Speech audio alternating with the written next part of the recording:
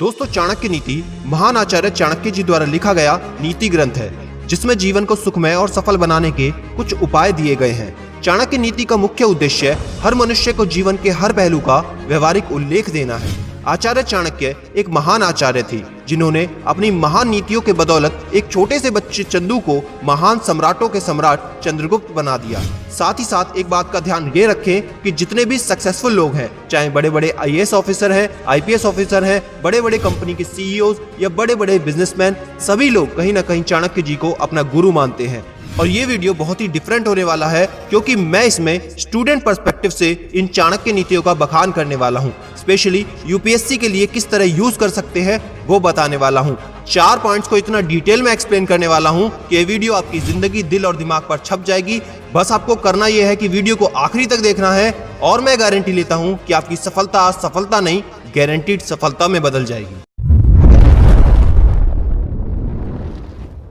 Point number 1, हमें अपनी जिंदगी के अच्छे कार्य, अपने लक्ष्य को किसी को नहीं बताना चाहिए और उसे इस तरह बचाना चाहिए कि वो सबसे बड़ा खुफिया मंत्र है, और साथ ही उस पर काम करना चाहिए बिना किसी शोर शराबे के, बिना किसी को बताए हुए।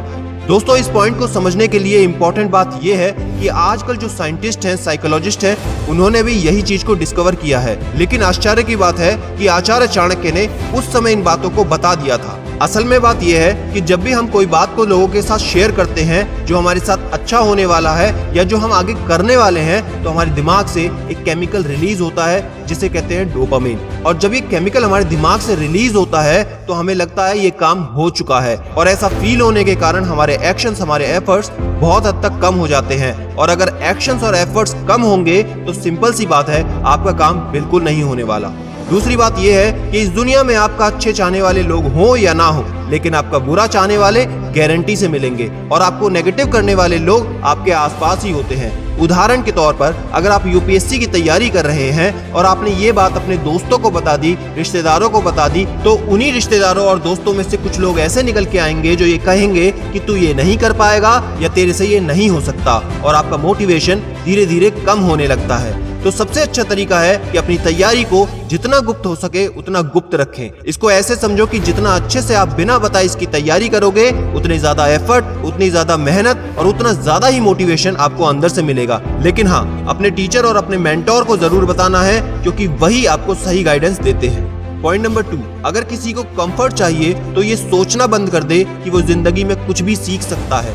लेकिन अगर किसी को कुछ सीखना है तो उसको अपने कंफर्ट को पीछे रख देना चाहिए। बेसिकली आचार्य चाणक्य ये कहते हैं कि आपको अपने कंफर्ट जोन से बाहर निकलना पड़ेगा।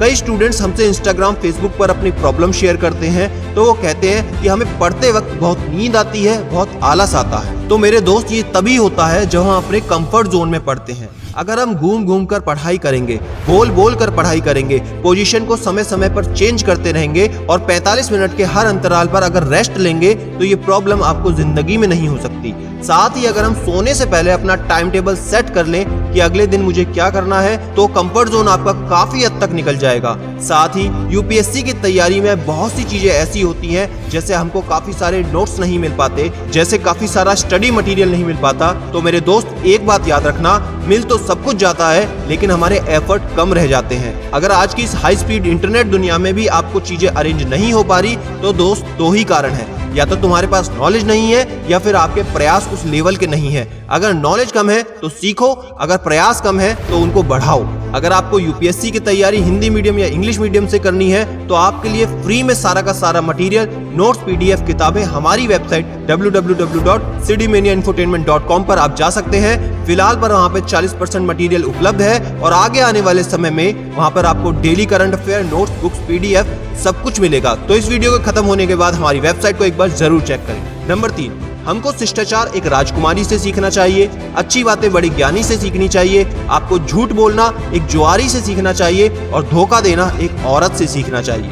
तो सबसे पहले एक बात को समझ लीजिए कि आचार्य चाणक्य ने जब ये नीति ग्रंथ लिखा था, उस समय औरतों को समान अधिकार नहीं थे। लेकिन आजकल के हिसाब से इनकी जो चौथी लाइन है वो बिल्कुल गलत है, और यहाँ तक कि काफी सारी बातें जो आचार्य चाणक्य ने स्त्री के बारे में लिखी हैं, वो आज के हिसाब से बिल्कुल गलत है।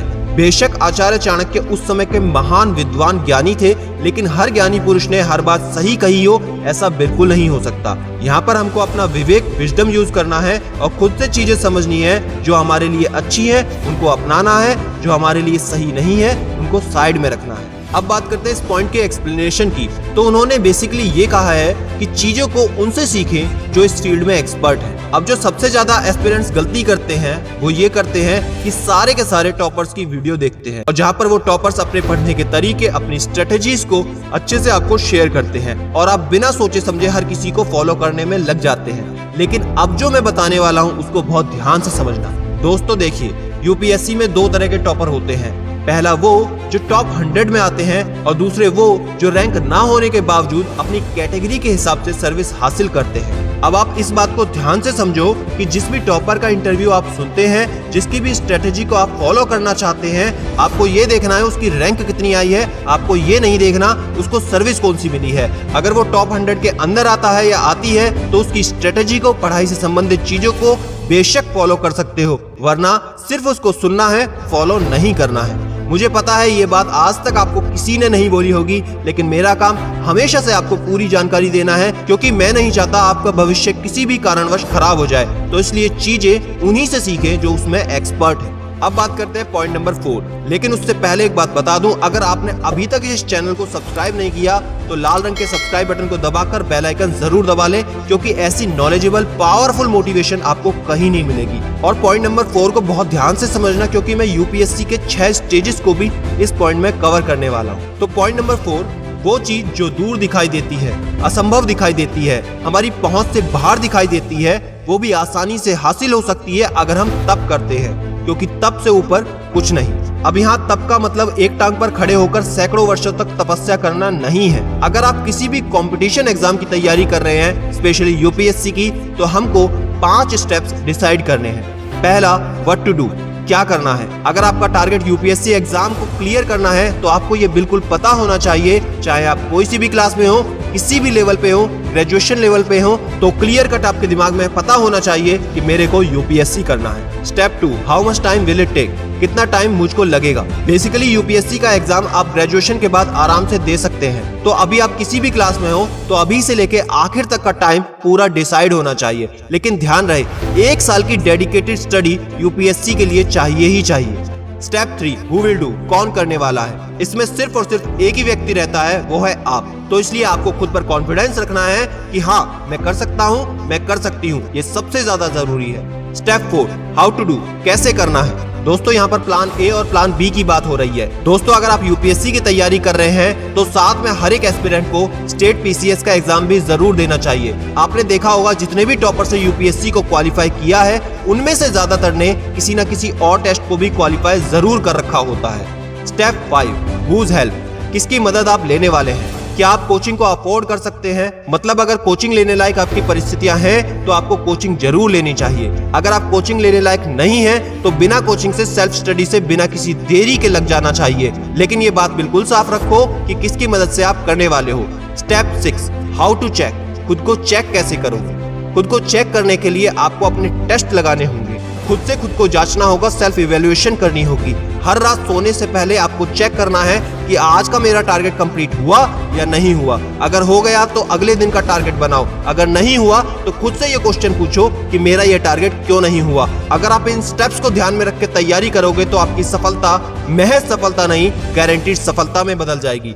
दोस्तों आज के लिए इस वीडियो में इतना ही। वीडियो पसंद आई हो तो लाइक करके ज्यादा से ज्यादा शेयर करें और कमेंट में मुझे बताएं कि कौन सी चाणक्य नीति आपको पसंद आई और कौन सी आप फॉलो करने वाले हो, और पढ़ाई करते वक्त किन चीजों का ध्यान रखना चाहिए। उस वीडियो का लिंक अभी मैं स्क्रीन पर दे रहा हूं, उनको जरूर देख लेना। और याद रखना, मैं हूं सिद्धांत शर्मा, कोई है या नहीं, मैं हमेशा आपके साथ हूं। Be happy and stay motivated with CD mania.